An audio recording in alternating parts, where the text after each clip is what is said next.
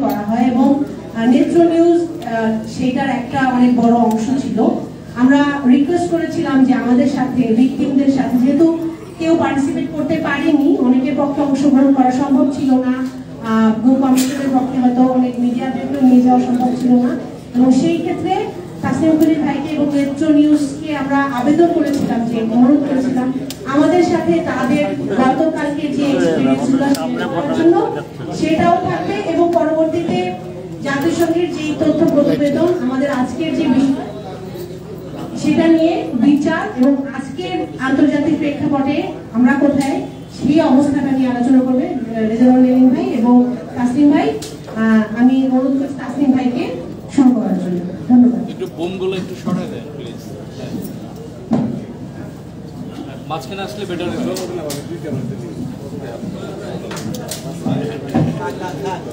হাজির ভাই আউট হওয়া যাবে না, হালকা একটু নিচে করে। আচ্ছা, আপনাদের আলোচনা শেষ হোক, তারপরে আমি শুরু করি। হ্যাঁ, ওনারা তো আলাপ আলোচনার মধ্যে আছে। কেমন আছেন আপনারা? আমার এই প্রথমবার আমি আপনাদের ফোরামে আসছি, কিন্তু আপনাদের মুখগুলা এত পরিচিত। আমাদের নেটওয়ার্কে আপনাদের অনেকের ভিডিও, অনেকের ছবি আমরা ছাড়ছি, অনেকের ইন্টারভিউ আমি নিচ্ছি। তো আমার জন্য আজকে খুব বিশেষ একটা দিন যে আমি মায়েটাকে আসতে পারলাম। আর আজকে আলোচনা যেটা ছিল যে মূলত জাতিসংঘে আপনার জানেন যে কালকে একটা রিপোর্ট পাবলিশ করেছে এবং সেটার ব্যাপারে আমরা কিছু কমেন্ট দিতে চাই। তিনি আমাকে অনুরোধ করেছিলেন যে আপনি একটা কনসেপ্ট নোট আকারে কিছু একটা বলুন। তা আমার মূলত এই কারণেই এখানে আসা।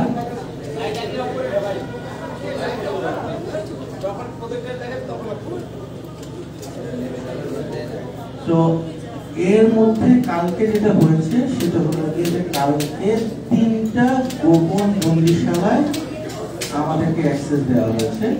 আপনারা জানেন যে বাংলাদেশের অন্তর্বর্তীকালীন সরকারের প্রধান উপদেষ্টা মোহাম্মদ ইউনূস তিনি ভুক্তভোগী এবং সাংবাদিকদেরকে নিয়ে 3টা গোপন বন্দিশালায় গিয়েছেন।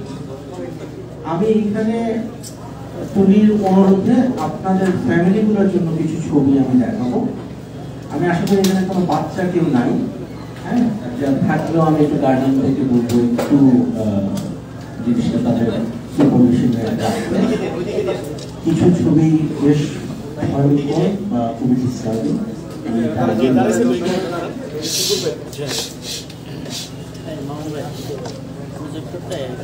প্রজেক্টরটা একটু অ্যাঙ্গেল করে দিলে ভালো হবে। প্রজেক্টরটা একটু অ্যাঙ্গেল এখন ক্যামেরার জন্য। তুমি যদি এই ডার্ট করে দাও মুখটা, হ্যাঁ, আমি এখন দেখাবো।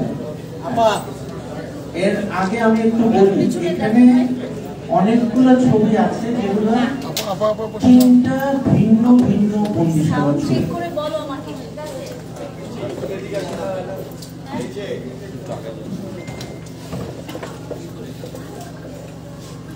এখানে এটা এইভাবে মার্ক করা নাই, আমি ছবি দেখানোর সময় প্রজেক্টরটা একটু ঘোরা দিলে বেটার হবে। বন্দিশালাগুলো হলো প্রথম ওরাও দেখতে পাবে, ক্যামেরাও পাবে।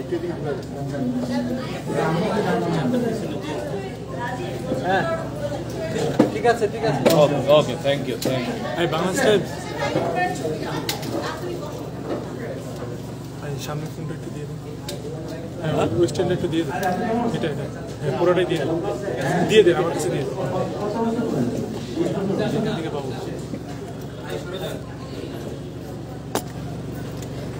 তো এখানে 3টা গোপন বন্দিশালায় আমরা কালকে ভিজিট করেছি। প্রথমে আমরা গিয়েছিলাম RAB 2 ক্রাইম প্রিভেনশন কোম্পানি 3, যেটা হলো আগারগাঁওয়ে।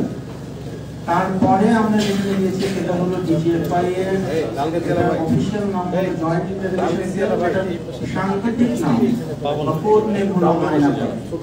এখানে আমি একটা জিনিস স্পষ্ট করে বলতে চাই, আয়নাঘর একটাই বন্দিশালা, এটা কোড নেম। আমরা এখন যেটা দেখি যে সবাই সব গোপন বন্দিশালাকে আয়নাঘর বলে।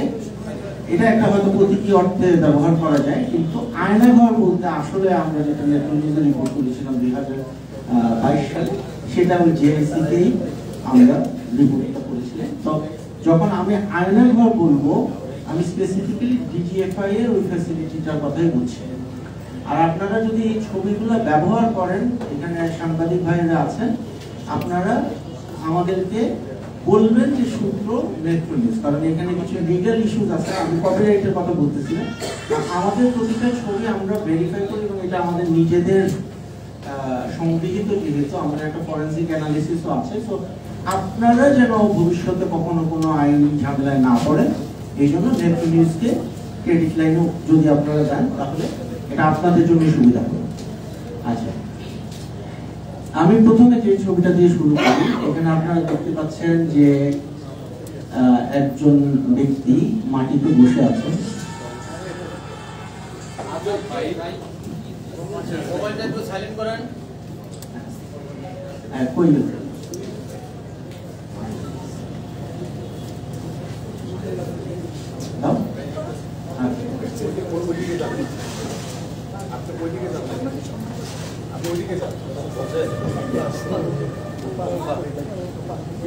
দাঁড়ায় আর কি করতেছি ছবি নিয়ে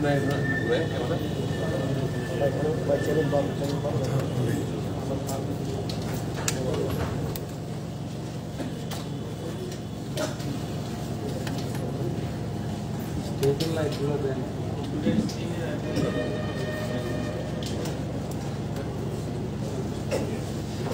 ওনার নাম হলো রাহাত, একজন সার্ভাইভার। এটা হলো উত্তরায় র্যাব 1 হেডকোয়ার্টারের কম্পাউন্ডের ভিতরে। এই সেলটার নাম হলো টিএফআই বা টাস্ক ফোর্স ফর ইন্টারোগেশন।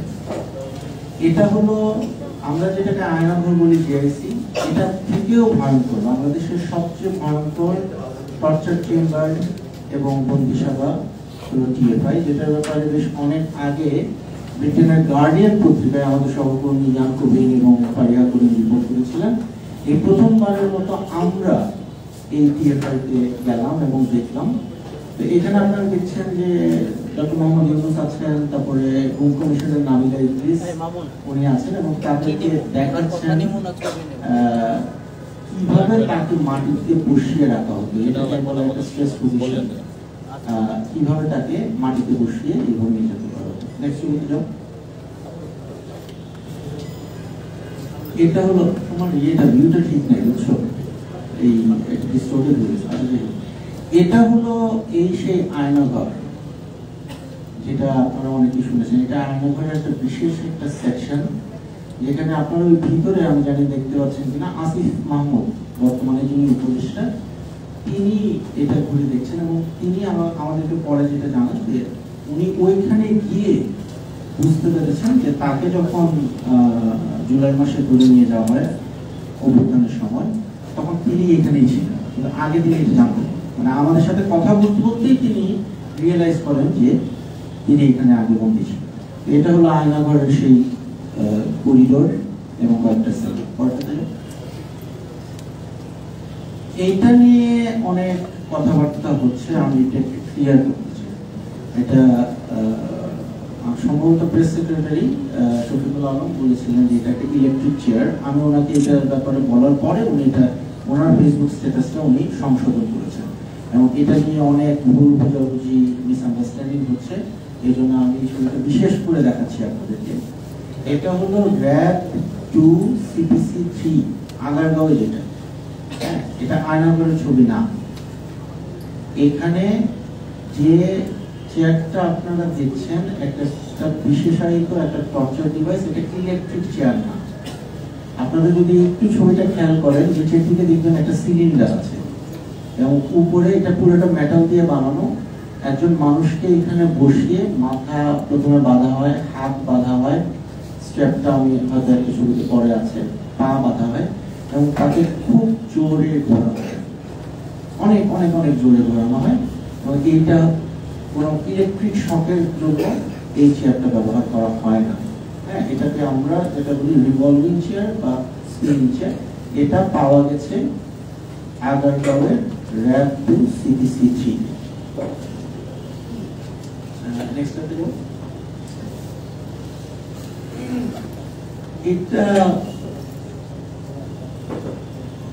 এটা একটা র্যাব ক্যাম্পে সম্ভবত টিএফআই তে পাওয়া গেছে কিছু ইসলামী বইপত্র, একই বইয়ের বেশ কয়েকটা কপি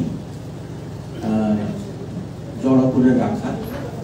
আমরা ঠিক জানি না যে এটা কেন, মানে আমরা কনফার্ম বলতে পারছি না যে এই বইগুলো এইভাবে রাখা ছিল কেন।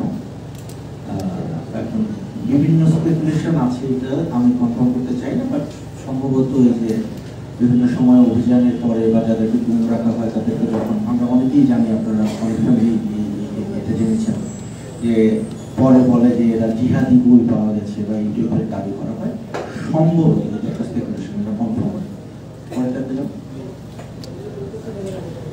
এটা হলো আয়নাঘরের একটা সেকশন, জিআইসির একটা সেকশন, এবং এখানে আমাকে দেখা যাচ্ছে যে আমার বন্ধু মুবাশশির হাসান, উনি এখন অস্ট্রেলিয়া আছে, 2017-তে উনি এখানে ঘুমছিলেন এবং এই ঘরটাতেই উনি ছিলেন। আমি ওনাকে ভিডিও কলে এই ঘরটা দেখাচ্ছিলাম এবং উনি দেখে চিনতে পেরেছেন অনেকটাই, এবং বিশেষ করে বাথরুম যেটা ছিল সেটাও আমি ওনাকে দেখিয়েছি এবং উনি তখন কনফার্ম হয়েছে যে এটা এখানেই ডিজিএফআই এর এই গোপন নিশানাকে পেয়েছিলেন।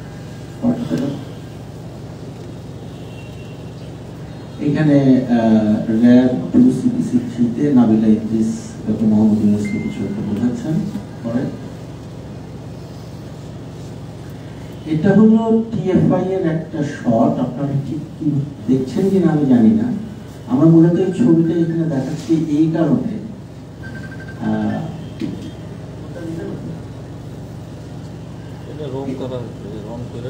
এটা এখানে একটা ওয়াল, নতুন একটা ওয়াল তোলা হয়েছে এবং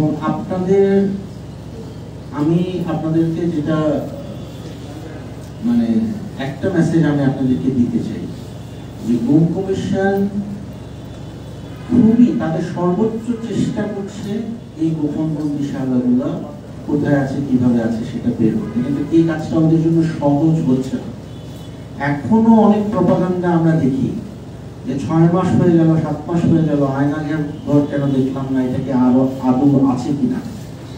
এই ওয়ালটা টিএফআই কমপ্লেক্সের ভিতরে এই ওয়ালটা ভেঙে তারপরে ভিতরের সেলগুলা বের করতে হয়েছে এবং সেটাও খুব অ্যাক্সিডেন্টালি। গুম কমিশনের একজন সদস্য যখন এটা পাশ দিয়ে যাচ্ছিলেন তার মনে হয়েছে যে এই ওয়ালটা নতুন করা হয়েছে, যে কারণে আপনারা দেখছেন যে রং করা হচ্ছে নতুন, এবং এইদিকে একটা মানে এই ওয়ালে একটা গর্ত করে তারপরে ভিতরে যাওয়া যেতে পেরেছে।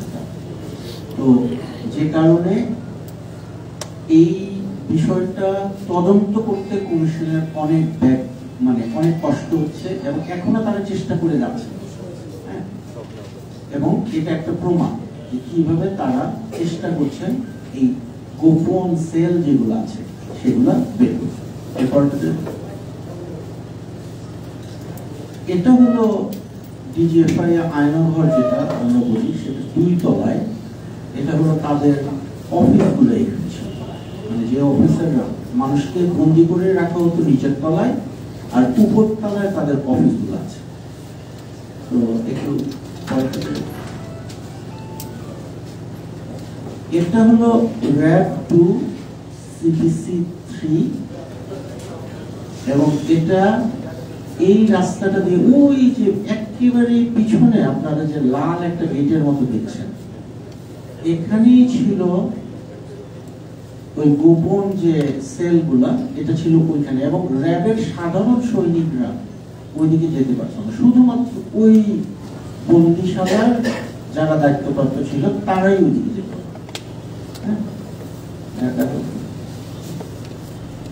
এটা হলো টিএফআই সেলের সিঁড়ি। এটা ওই যেটা আমি বললাম আমার বন্ধু মুবাশশির যে সেলে ছিল, সেই 19 নম্বর সেল আয়নাঘরে। এই মেয়েটার গল্প বা বিষয় আপনারা হয়তো অলরেডি শুনেছেন যে গুম কমিশনের রিপোর্টে বলা হয়েছে যে একটা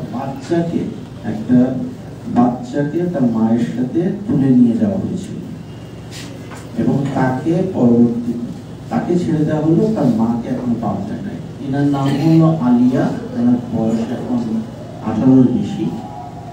কিন্তু তখন ওনাকে যখন ধরে নিয়ে যাওয়া হয় তখন ওনার বয়স ছিল 11 এবং র্যাব 2 CPC 3 এর একটা বিশেষ সেকশনে তাকে এবং তার মাকে আটক রাখা হয় এবং একদিন বা 1.5 দিন বা 2 দিন পরে তাকে বাইরে নিয়ে গিয়ে গাড়ি থেকে রাস্তার উপর ছুঁড়ে ফেলে দেওয়া হয় এবং এই মেয়েটা এখনো তার মায়ের সন্ধান পায়নি, এখনো খুঁজছে। এটা টিউফাইয়ের একটা বিশেষ সেকশন যেখানে বছরের পর বছর ধরে বন্দি করে রাখা হতো, আটক করে রাখা হতো। এই যে অনেকে বলে যে আয়নাঘর কি, জেআইসি কি, এগুলো সব ভুয়া।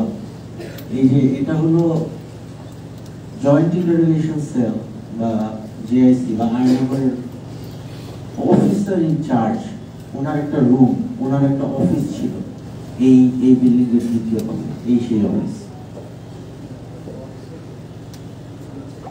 এটা একটা মানে আমরা কিছু ওয়ালে দেখেছি যে কোন একটা ইমপ্ল্যান্ট ছিল, এখানে কোন ডিভাইস ছিল বা কিছু একটা ছিল যেটা খুলে নিয়ে যাওয়া হয়েছে, সেটার একটা প্রমাণ এখনো রয়েছে।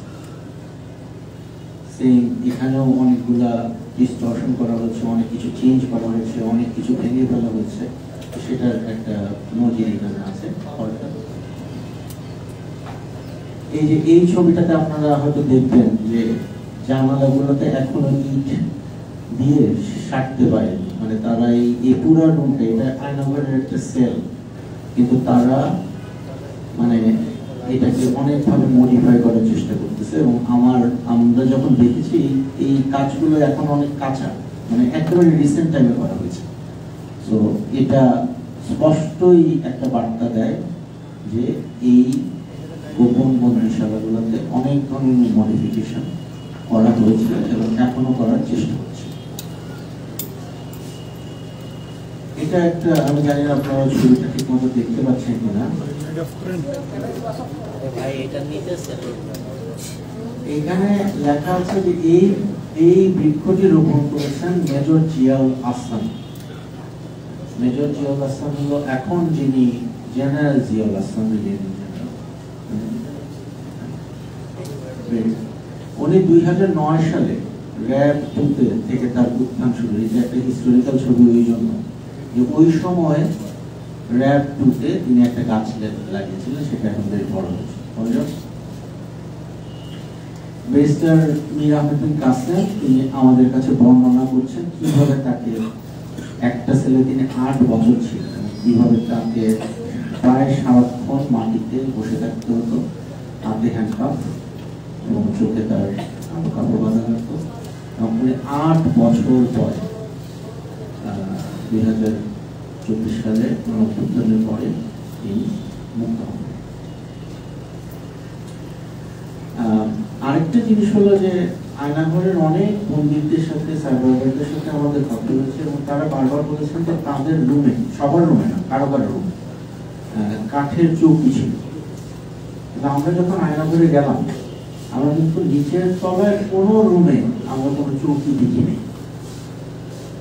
তো আর আমাদের যে ভিজিটটা, আমি বলতে যে খুব শর্ট টাইমের জন্য, এক একটা লোকেশনে হয়তো 15 মিনিট 20 মিনিট আমরা ছিলাম। এর মধ্যে সেখানে গেছেন, ওনার সাথে সাংবাদিকরা ওনার পিছিয়ে পিছিয়ে গেছে, তারপরে অনেক কথাবার্তা হচ্ছে।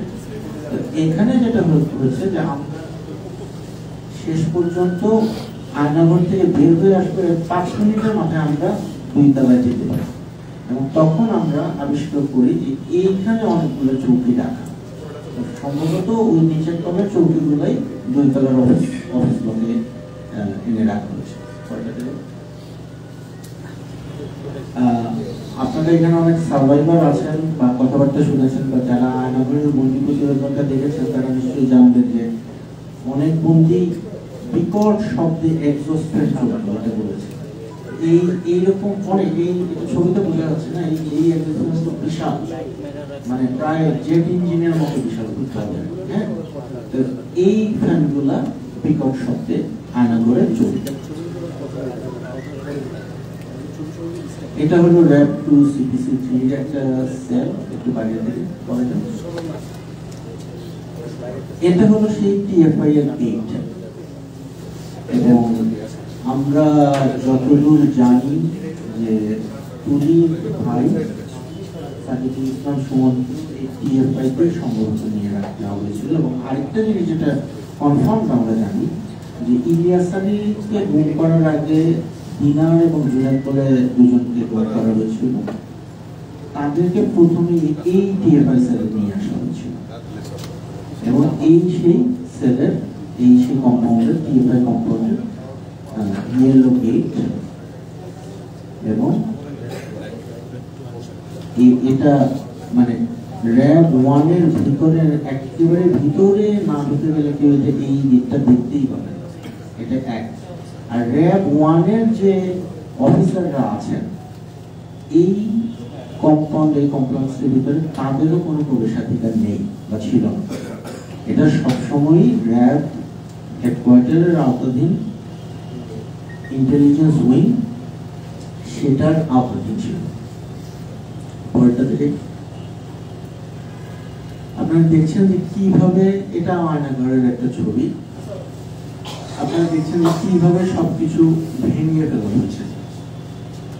এই যে কারণ আয়নাঘরের যে বন্ধুদের সাথে আমরা আগে কথা বলছি, প্রায় 2 বছর 3 বছর ধরে আমরা কথা বলছি, তারা বলতেন যে ভিতরে প্রচন্ড অন্ধকার, দুর্যোগটা অন্ধকার, আলো বাতাস দেখেন না, এইগুলো বলতেন। কিন্তু এইখানে এই ছবিটা দেখেন যে ডান দিকের ওয়ালটা প্রায় ভেঙে একটা জানালার মতো করেছে, যে কারণে এইখানে এই পরিবেশটাতে অনেক আলো দেখা যাচ্ছে। এটা একটা প্রমাণ যে এই ফ্যাসিলিটিটাকে অনেক মডিফিকেশন করার, ডিসকাশন করার চেষ্টা করছে। এটা আমি বলেছিলাম যে ওই যে স্পিনিং চেয়ারে মানুষকে যেভাবে বেঁধে রাখা হয়, এটা একটা শব্দ, একটা স্ট্র্যাপ।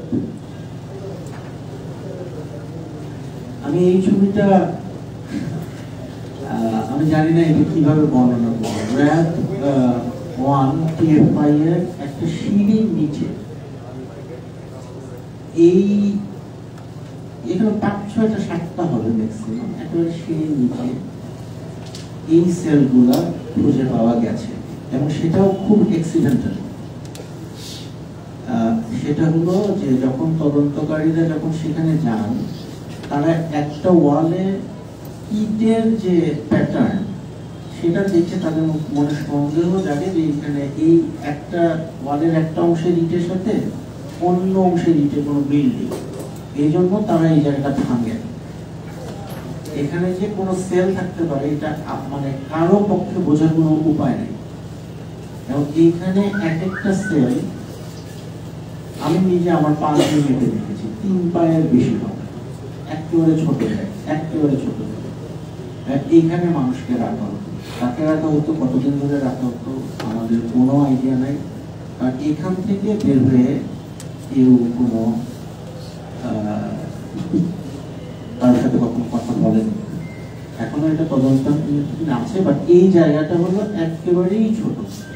আমরা 2-1 জায়গায় শুনেছি, কেউ বলেছেন যে এমন একটা ভয়ঙ্কর জায়গা আছে বাংলাদেশে যেখানে শোয়ার বা বসার জায়গা থাকে, সারাক্ষণ দাঁড়িয়ে থাকতে হবে মাসের পর মাস। এটাই কি সেই সেল কিনা আমরা নিশ্চিত। আপনারা সবাই নাহিদ ইসলামকে চিনেন এবং নাহিদ ইসলাম যখন জুলাই মাসে যখন আটক হন, তখন আমরাই প্রথম রিপোর্ট করেছিলাম যে তাকে রাতের বেলা তুলে নিয়ে গিয়েছে। ওনাকে এই আয়নাঘরেই সরাসরি নিয়ে যাওয়া হয় এবং উনি এখানে ইনফ্যাক্ট আমার সাথেই কথা বলছিলেন এবং উনি উপরে দেখাচ্ছেন যে ওইখানে একটা লাইটের বাল্ব, মানে বাল্ব হোল্ডার ছিল, সেই বাল্ব হোল্ডারে এখন লাইট নেই, ওরা সবকিছু চেঞ্জ করেছে। আপনারা দেখছেন যে পিছনে পিঙ্ক কালার করা। আমরা আগে আমাদের আয়নাঘরে বন্ধুদের আমরা বারবার বলেছি যে দেয়ালের মধ্যে অনেকে লিখে রাখে, এই লেখাগুলো এখন আর নাই, এটা মডিফাই করা হচ্ছে এবং একেবারে নতুন করে কালার করা হচ্ছে। এই আলিয়া এবং এখানে তার মায়ের ছবি, এটা হলো র্যাব 2 CBC 3, আর এটাও র্যাব 2 CBC 3। এটা একটা বাথরুমের একটা দরজা, যেখান দিয়ে দেখা যেত ভিতরে মন্দিরটা কি হচ্ছে। এটাই শেষ।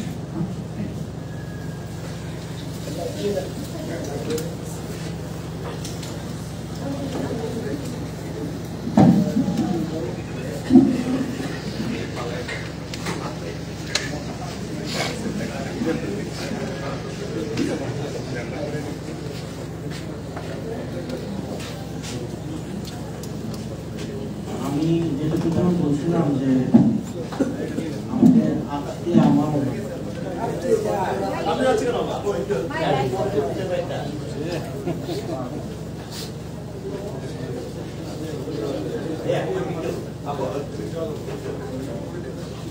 ভাই নিয়ে শুরু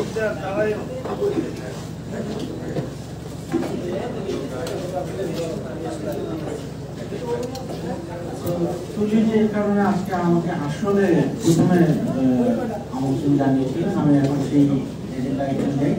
সেটা হলো যে আমরা জানি যে গতকালকে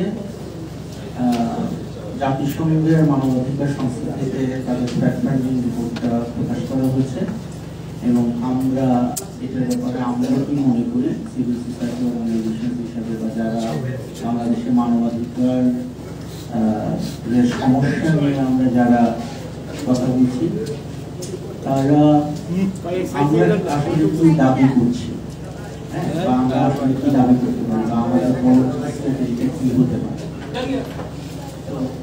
প্রথম কথা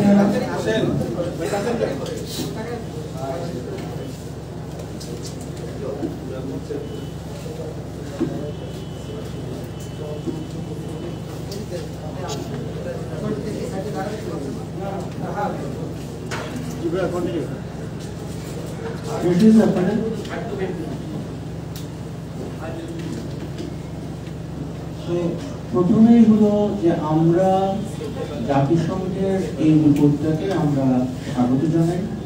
জাতিসংঘের এই তদন্ত কমিশনের ফ্যাক্ট ফাইন্ডিং মিশনের রিপোর্টটাকে আমরা স্বাগত জানাই এবং তারা যেটা বলছে, যেটা আনফরচুনেটলি বাংলাদেশের বেশিরভাগ পত্রপত্রিকায় এটাকে হাইলাইট করা হয়, তারা বলতেছে যে জুলাই আগস্ট গণঅভ্যুত্থানের সময় বাংলাদেশে যেভাবে গণঅভ্যুত্থানকারী বা আন্দোলনকারীদেরকে বা প্রচেষ্টাদের উপর যে আক্রমণ হয়েছে, সংঘবদ্ধভাবে আক্রমণ হয়েছে, এটাতে জাতিসংঘের বিশ্বাস করার যথেষ্ট কারণ আছে যে তারা এখানে বাংলাদেশে ক্রাইমস এগেইনস্ট হিউম্যানিটি হয়েছে এবং ক্রাইমস এগেইনস্ট হিউম্যানিটি বা মানবতা বিরোধী অপরাধ এটা কিন্তু খুব শক্ত একটা আইনি একটা ক্যাটাগরি।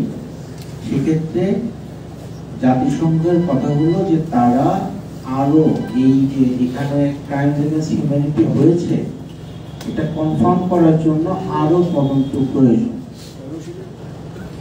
এবং যদি এখানে এই ডিটারমিনেশনটা জাতিসংঘের পক্ষ থেকে আসে যে বাংলাদেশে শেখ হাসিনা সরকারের আমলে, বিগত সরকারের আমলে ক্রাইমস এগেইনস্ট হিউম্যানিটি হয়েছে, তাহলে এটা শুধুমাত্র বাংলাদেশের বিষয়ে থাকে না, এটা বিশ্বের প্রতিটা রাষ্ট্রের দায়িত্ব হয়ে যাবে যে বাংলাদেশে এই ঘটনার সাথে যারা যারা যারা জড়িত ছিল তাদের প্রত্যেককে প্রসিকিউট করা, তারপরে নিজের দেশে করা বা বাংলাদেশের কাছে হস্তান্তর করা, সেটা পরের বিষয়।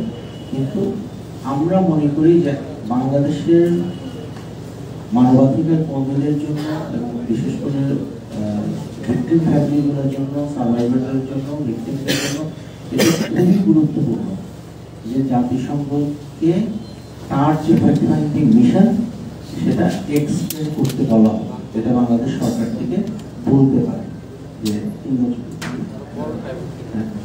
আমরা চাই যে বাংলাদেশ সরকার এই ফ্যাক্ট ফাইন্ডিং মিশনের যে ডিউরেশনটা আছে সেটাকে এক্সটেন্ড করুন, যেন আরো তদন্তে যা সহযোগিতা প্রয়োজন সেটা প্রদান করুন।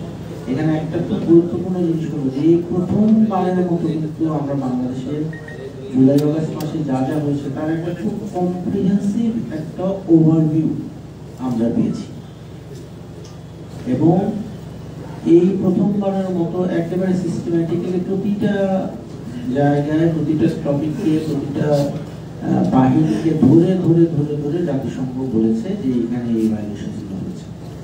আমরা এই ধরনের ডিটেইল রিপোর্টিং এবং ডিটেইল ইনভেস্টিগেশন চাই। এখন আরেকটা কথা হবে যে বাংলাদেশের নিজেদের যে ডোমেস্টিক সিস্টেম যেটা আছে সেখানে এই ক্যাপাসিটিটা আছে কিনা। আমি মনে করি যে বাংলাদেশের যারা ইনভেস্টিগেটর আছেন তাদের সদিচ্ছার কোনোই অভাব নেই। আপনারা একটু আগে যে ছবিগুলো আমি দেখালাম, যারা বাংলাদেশে যে প্রসিকিউটররা বলেন বা ইনভেস্টিগেটররা বলেন বা কমিশন বলেন, তাদের সদিচ্ছার বিন্দুমাত্র অভাব থাকলে এই যে গোপন সেলগুলো আমি ছবি আপনাদেরকে দেখালাম সেটা তাদের পক্ষে বের করা সম্ভব হয়েছে। কিন্তু আমাদের ক্যাপাসিটি গুরুতর একটা ঘাটতি আমি মনে করি, এবং আমরা যারা বিশেষ করে গতকাল যারা দিয়েছিলাম তাদের মধ্যে এই একটা অনুধাবন আমরা করেছি যে আমাদের ক্যাপাসিটির ঘাটতি আছে। সেটা হলো যে ফরেনজিক আর্কিটেকচার নিয়ে আমাদের কোনো স্পেশালিস্ট নেই, ফরেনজিক প্যাথোলজিস্ট নেই, এই ধরনের যে স্পেশালাইজড এক্সপার্টিস সেটা বাংলাদেশে নাই। তো এই জন্য এখন আমাদেরকে আসলে আন্তর্জাতিক বিশ্বের কাছ থেকে একটা অ্যাসিস্ট্যান্স আমার মনে হয় যে আমরা চাইতেই পারি। যে ধরেন একটা কথা আছে যে বাংলাদেশের মানুষকে গুম করার পরে তাকে মেরে তার লাশটা কোথাও কোনো একটা নদীতে ফেলে দেওয়া হয়েছে, ওই জায়গাতে এক্সক্যাভেশনটা কিভাবে হবে? আমাদের দেশে তো এই এক্সপার্টিসটা নাই। এটার জন্য আমাদেরকে হয়তো আর্জেন্টিনাতে যেতে হবে, যেখানে এই ধরনের কাজের অভিজ্ঞতা আছে। এই জায়গাটায় জাতিসংঘ আমাদের সহায়ক শক্তি হিসেবে কাজ করতে হবে। এবং সবচেয়ে বড় কথা হলো জাতিসংঘ কিন্তু আমাদেরই, মানে আমার আপনার ট্যাক্সের টাকার একটা অংশ হলেও জাতিসংঘের যে মেম্বারশিপ ফি সেটা দিতে যায়, সেই বাজেটে যায়। জাতিসংঘ কোনো ফরেন অর্গানাইজেশন, জাতিসংঘ আমাদের অর্গানাইজেশন। তো এই জন্য আমরা মনে করি যে এখানে জাতিসংঘকে বাংলাদেশ সরকারের পক্ষ থেকেই বলা হোক যে আপনারা আমাদেরকে এই সহযোগিতা পাবেন। আর আরেকটা পয়েন্ট হলো যে বাংলাদেশের প্রচুর মানবাধিকার লঙ্ঘনকারী যারা আছে, আমি নাম বলছি না, আপনারা সবাই জানেন, অনেকেই এখানে গুমের সাথে জড়িত ছিল, হত্যাকাণ্ডের সাথে জড়িত ছিল, এবং তারা আবার এগুলোর মাধ্যমে অনেক দুর্নীতি করেছে, অনেক টাকা বাংলাদেশ থেকে লুট করে পাচার করে দিয়েছে।